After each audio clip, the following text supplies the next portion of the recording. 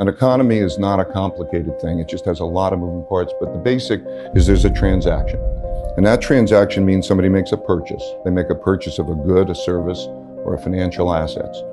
That purchase can be made with money or credit. If money, when you make a purchase with money, you end the transaction. You don't owe anything. When you make it with credit, then there's a liability. You have to come up with the money because a credit, that debt, is an obligation to deliver money. So there's a basic transaction. There's spending, in other words, the total amount of money and credit spent on a good or service. And then there's the item that you're buying, a stock, a bond, a car, a bushel of wheat. There's that transaction. Demand is best measured in terms of spending. You know, I think in traditional economics, it's a mistake to measure it in terms of the quantity of goods. What is given up in a purchase is money or credit. What we go through is we go through a cycle. We go through a credit cycle. Credit can be created. It's not created through the velocity as is commonly believed. It can be created out of thin air. If I go into a store or I have somebody paint my house and I say I'm going to pay you later, I've created credit. That'll count in GDP. It'll be an item of production. So what we have is a credit cycle. If there's not much debt, if you don't have much debt, then you have the ability to borrow money. Let's say you earn $100,000 a year and you don't have any debt. You can then borrow $10,000 a year. You therefore can spend $110,000. Your spending of $110,000 is somebody else's income of $110,000. So it has a positive effect, and you go through a cycle. And through that cycle, you spend $110,000, they earn $110,000, and the cycle becomes self-reinforcing. Through that cycle, debt rises faster than income. Debt rises faster than income. Debt can't rise faster than income forever. So as debt rises faster than income, you have a debt cycle. What causes it to stop? Well, traditionally, as you lower interest rates, it creates debt. It has three positive effects. If interest rates are too high, then you lower interest rates. Lowering interest rates has the effect of making it easier to service the debt.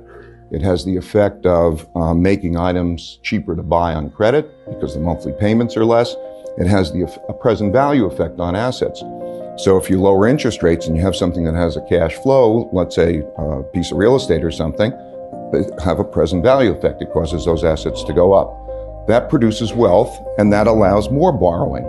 And so when you get to a situation where you can't lower interest rates anymore, let's say you hit zero, that part of the cycle ends. So then you go to a deleveraging. Deleveraging means that you can't raise debt relative to income anymore.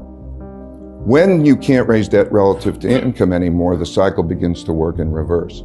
I think that people, if they don't do a very good job of calculating incrementally what the effects are on demand, but let's say you're having debt growth at something like 10% and you go to a 5% debt growth instead, that has a negative effect on growth. It's the marginal change from that level produces a negative effect on growth.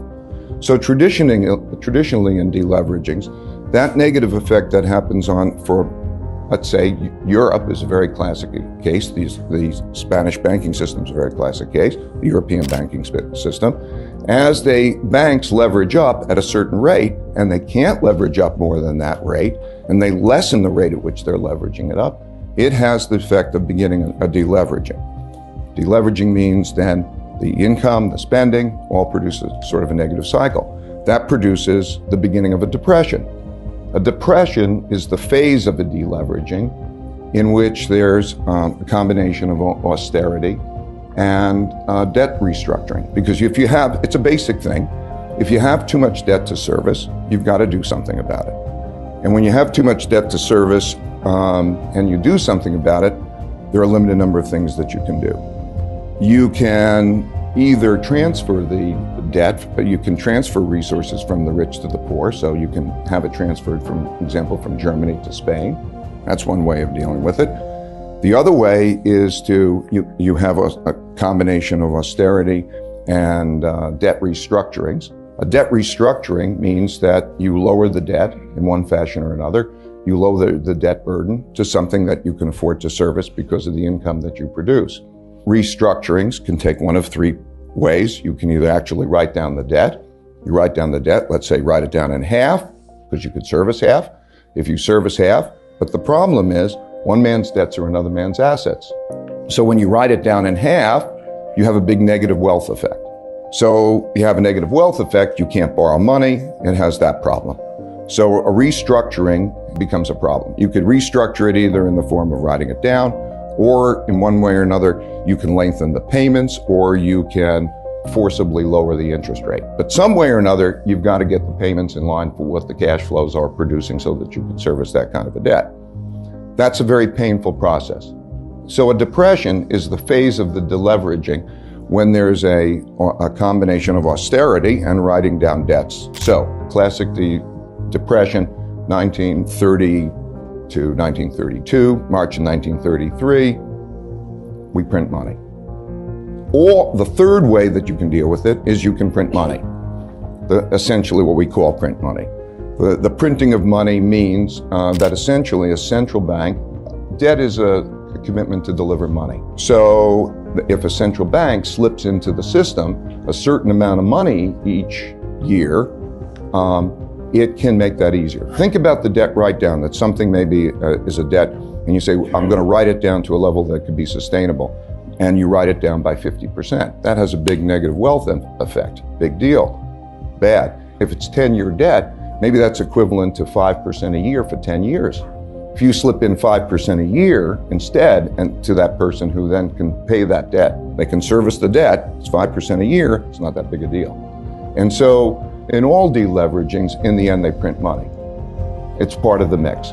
Now, the best deleveragings are ones in which you have a balance of those things. Ultimately, you have to bring down the debt to income ratio. So the ways that ultimately you'll have a balance of those three things. Those three things, again, you're going to have a certain amount of transfer of wealth. You're going to have a certain amount, let's call them four things, a certain amount of austerity, a certain amount of debt write-downs, and a certain amount of printing of money. The debt write-downs and the austerity are deflationary. The printing of money is inflationary. If you can get the balance right of those things, then you have what I call a beautiful deleveraging. A deleveraging. When you look at the deleveraging, the debt to income ratios, if you look at the debt to income ratios and say, how have they come down over time? England after World War II, or the United States in the Great Depression. In all of these cases where the debt to income ratios came down, they came down. How did they come down? They came down with relatively good conditions by trying to get by that mix. There's the number one reason is that there's enough of a printing of money that the nominal growth rate in GDP has to exceed the nominal interest rate. Because think about it, you have a certain amount of debt and there's a certain debt service cost. And if that interest rate on the debt is higher than the nominal GDP rate, then that means that it's going to compound unless you keep cutting, and that produces a negative consequence. So the most important thing is in these deleveragings, as the United States is now doing, is that you have enough of a printing of money to produce a nominal growth rate that's above the nominal interest rate over a period of time. I'm oversimplifying, but that's the most important single thing. So now, when we then take 2007, and I'm just describing a little bit the template. These templates have happened repeatedly. You know, the IMF restructurings, you can go back and study them all. They're all deleveragings and they're all classic cases and they're all pretty simple. So 2007 and also in the European case, what we had was rates of debt growth that were unsustainable rates of debt growth. The mistake of monetary policy, I think the most common mistake of monetary policy is that it's targeting inflation and growth. And while inflation and growth are important, what it does is it produces debt. And what it has to pay attention to is debt growth relative to income growth relative to sustainability. And so what happens is lots of times you have a lot of debt growth that goes into the purchase of financial assets. And that's a classic bubble. That's a riskier situation than inflation. So you take 2007 or such periods, and you see that there's a lot of debt growth, which is accumulating for the purchase of financial assets, and then you look at the financial assets and you say, they will not be able to service that debt. And so that produces a bubble. That's what produced the 1929 bubble. That's what produced in Japan the 1989 bubble, 1990 bubble. That's what produced the 2007 bubble.